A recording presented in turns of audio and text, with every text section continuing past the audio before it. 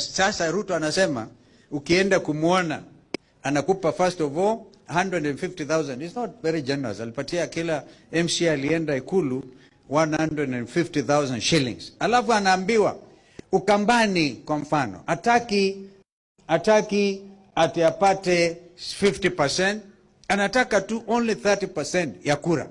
Kwa hivyo wakaamrisha watoke hapo katika kila kituo cha kupigia kura, polling station, aandikishwe majina, aletewe majina, na tayari amepatiwa majina 25,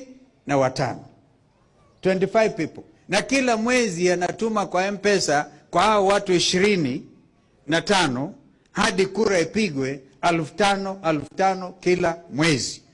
Huyo ni wizi ama sio wizi? Ni wizi wa kura ama sio wizi?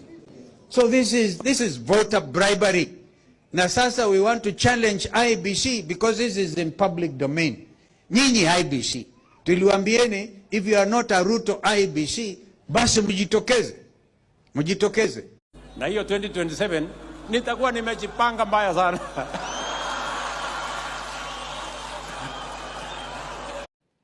Nikikosa kura ya Nyanza tulipata 2022, tulipata ya Western, tulipata ya Coast, tulipata kidogo. Sasa mimi nataka niwaambie safari hii 2027 tukikosa ya Nyanza ni kwa sababu ya kuzembea kwetu. Tukikosa ya Western ni kwa sababu hatujajipanga. This time round nataka mnisikize vizuri. Hii 2027